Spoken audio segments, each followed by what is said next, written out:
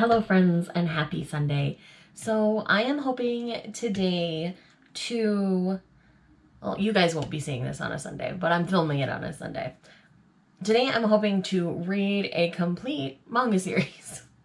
So this is another manga series reaction vlog.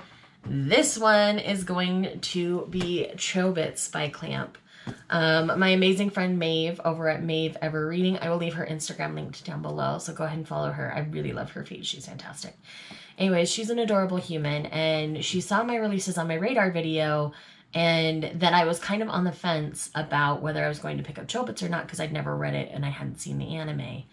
And so she came to me and said, hey, I own the whole series. Do you want to borrow it? And I'm like, yes, I do. And so I'm going to go ahead and borrow it. It seems to be 8 volumes long, so I should easily be able to knock this out today. So that's kind of the plan today. This is my reading plan, reading goals right here, is to read Chobits for you guys and tell you guys my honest reactions. And this way I can determine if I want to pick up the beautiful 20th anniversary editions that are currently releasing. I mean, I believe the first one is out on Tuesday. So you might be seeing this Tuesday. I'm not 100% sure when you're going to see it. But yes, so that is the plan today. We're going to read Chobits. All I really know about this is that there's an AI and I believe a romantic relationship with the AI. So I really know like nothing. So I'm going in pretty blind to this one. I like Clamp's art style, so I know artistically I'm going to like it. So it's just whether I'm going to like the story or not and the direction that it goes. So yes, I'm really interested to see where I land when it comes to Chobits because I hear it's a love it or hate it kind of series. So let's go. Okay, so I've read the first couple chapters of Chobits and I can give you a little bit of a better feel for the story so far. So in this, we're following a young man named Hideki. He's 19. And his parents tried to like teach him through cram school everything he would have learned in high school for 4 years. That didn't work. They tried to cram 4 years into 6 months. Obviously, he didn't do well. And so they took away his allowance and now he's just working full time at kind of a dead end job. Anyways, he's lamenting that he doesn't have a Personacom, which is like basically an android that kind of does the things for you, almost kind of an escort droid, I guess you could say. As he's walking down the street one night after work, he finds one stowed away in the trash. And so he's like, another man's trash is another man's treasure. Picks it up. There's a disc that drops off the android and he takes it home. And all the droid is saying is chi, but is learning and mimicking. And when he tries to boot it up to like connect to the internet and things like that, Chi, the robot, doesn't connect. There's no data. And so it's either been wiped or hasn't been installed, and he's lamenting that he doesn't have the money to buy the software. So I think this is going to be a journey of figuring out who Chi is, or like why Chi was thrown away, and him learning that life isn't going to easily fall in his lap. He's a pervert. He was talking about how he just wants to connect to the internet to get better porn. Then he had a porn mag that Chi found and she started to do poses and he was like mortified. So it's gonna be interesting. Like I can understand why some people wouldn't enjoy that off the bat. And I can't say I'm comfortable with that, but I'm gonna be really interested to see how the rest of this volume plays out for sure. Okay, so I just finished volume 1 of Chobits, and Chi is adorable. I love Chi. So the secret with Chi is she is a self-learning robot. And so she, like, technically doesn't have the normal Personacom software and isn't compatible with it because she's self-learning and there's a lot of firewalls for her programming. And so there's still a lot of mystery with her, but she's starting to grow and adapt with Hideki and learn proper greetings and things like that. And there's this undertone of sadness through the whole volume, that either Chi is sad or someone else around them is sad. There's just this air of sadness about this volume. And I found that to be really interesting.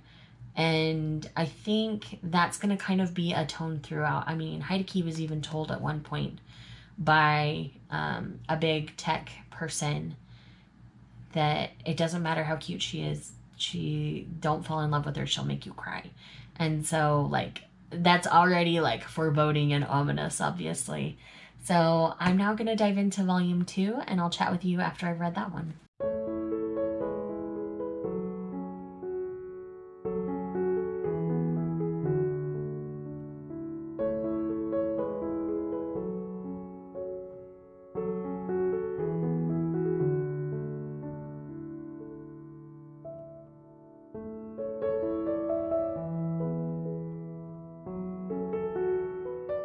Okay, volume 2 complete, and we seem to have met Chi's alter ego, which is the Chobits ego, I'm understanding, at least here in the beginning.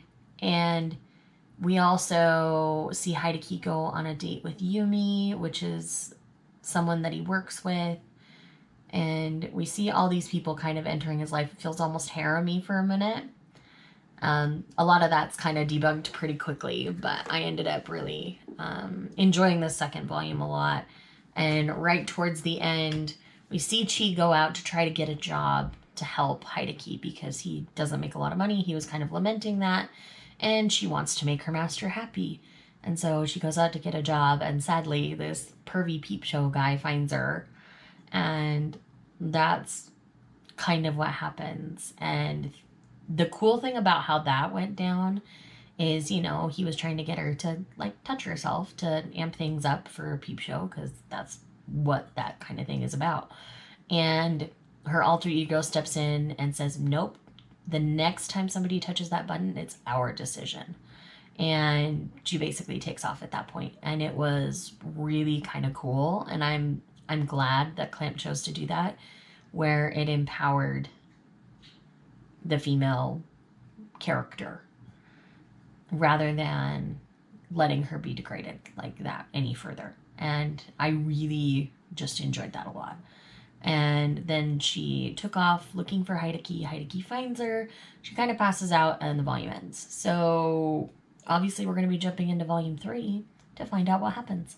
Okay, so I have completed volume 3 of Chobits, and this is getting ever interesting. And it seems like the creator of all Persocoms, I kept saying Personacoms. I think I'm Persona 5 centric or something, but they're Persocoms. And the person who created them died recently. And earlier in the series, it seems like Chi's creator had died. And so we think it's that she belonged to him now. And the other thing is, his Heideki's landlady seems to be directly connected to Chi in this way, and we have photographic evidence of this now. And so it's going to be really interesting to see where things go from here. But there's a lot of questions about, like, human nature and things coming up within the series, and I genuinely appreciate that discussion.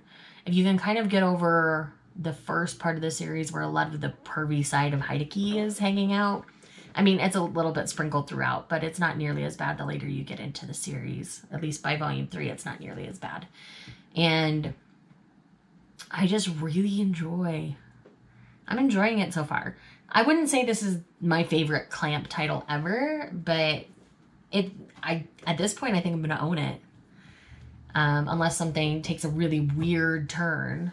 I mean, I'm guessing by this, they'll probably end up together by the end, or it'll be like Absolute Boyfriend, where, spoilers, so I'm not going to say. But it's either going to go the way of Absolute Boyfriend, or it's going to go the way of them being together. And honestly, at this point, I think I'd be okay either way. Chi is definitely different, more human, has emotion, has feelings, and I love Chi for that. So I'm going to take a little break. I'm going to go make me some substantial food, and then I'll come back and read some more, because we've still got, let's see, 1, 2, 3, 5 more volumes to go for this vlog, and I'd love to get it all done today if I can. But I'm going to take a break from this. Maybe I'll read some novels for a little bit, and then I will come back to this.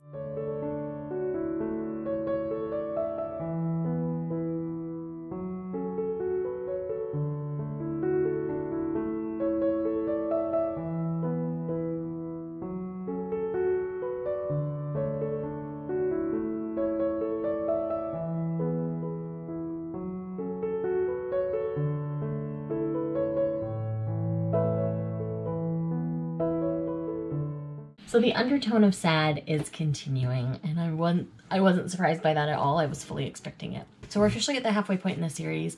Chi has been kidnapped by somebody who was interested in finding out if she was a Chobit, and his own Persicom, who he created, is feeling a little jealous of Chi, and she just wants to go home to Hideki. Hideki's frantically searching for her, and his friend, a manager at a bakery or like a pastry shop, tells his story about how he had a Persicom that he fell in love with and he married. And so I knew an element like that would probably come into play at some point. And I have a feeling that's Hideki's way of thinking when it comes to Chi. And he knows he needs to find her. And so he's now going to be on the hunt to find her. Again, the undertone of sad is something that I wasn't necessarily expecting going into the series, but I'm kind of glad. Like, I like how it's playing out more so than I was honestly expecting. Like, this is a series I was genuinely worried about. So I'm really interested to see how the second half of the series is going to go. All right, and volume 5 complete. This series is doing a lot of things right that I'm really happy about. And, you know, some people would be uncomfortable with some of the elements of this story, and I can understand why. I think if I'd read this early on in my manga reading experience, I wouldn't enjoy it nearly as much as I am now. But in this, we have Hideki finding Chi, rescuing Chi, and, you know, Chi was kind of in the process of rescuing herself before that. It was fantastically done. I was so happy with it. And it became this thing where Hideki is becoming able to better understand what's going on with Chi. We have the landlady who knows everything about her and just can't say because she promised her now dead husband that she wouldn't, even though she wants to intervene. So she's helping as she can from afar. Like, the next parts of this are going to be really interesting. There is a subplot with Yumi, the girl that he took on a date, and the manager of the store that she is working at. And that subplot is really interesting to me. Like, he was the one who had been married to a Persicom. And then it seems like he and Yumi seem to have had a relationship. And that is kind of icky in its own way because she's really young and he's almost 40. So that's interesting in its own way. But yeah, I'm interested to see how the rest is going to play out. We've got 3 more volumes. And again, I'm enjoying my experience reading this. I do think I will end up picking up the collector's editions at this point, unless something really awful happens by the end. So yeah, I'm really interested to see where this is going. This is leaning more towards not the end of Absolute Boyfriend. And volume 6 now complete. We know now that she is somehow connected to all the other Persicoms, and that makes her unique because she can now communicate directly with any of them, and there's a lot of power in that, and some people are afraid of that, and that's why she's kind of been chased and things. And so it's going to be really interesting to see how the next 2 play out. Obviously, the creator just wanted all the Persicoms to find happiness, and she seems to be the answer for that. So let's go ahead and dive into the last 2 volumes, and we'll figure out if they end up happy or not. And volume 7 complete. So we finally have the landlady fill in all the gaps in the blanks. We get the official tie-in to Angelic Layer, which I've already read, and how things ended up the way they did. And Chi has made a discovery at the end of this volume, and essentially she's figured out she's in love with Hideki. We have 1 volume left, so we need Hideki to come and be her person, and we got to figure out why the other 2 Persicoms are after her and want to shut her down and all that kind of stuff. So I've got 1 volume left. Let's go. Okay, so I just finished the final volume of Chobits, and I really like how things resolved themselves throughout the whole thing. One of the biggest things we find out early on in the series that I didn't mention is her reboot button. Chi's reboot button is like in her Lady Bits area. And so we have to remind Hideki right at the end, it's like, okay, if you love her, you can't be with her physically because it will reset everything. And so he has to decide if that's important to him, and he decides, I don't need sex. I can just be with her and I'm happy. And I was right, the pervy content really like scaled back after the first little bit, and I was really grateful for that. And I thought this was really sweet. I'm definitely gonna pick it up. I wouldn't say it's my favorite clamp title ever, but I do really like how everything played out. So thanks again to Maeve for lending this to me, so I know whether the investment is worth it. And I would say yes, the investment's worth it. And yeah, I'm just really excited to pick up copies.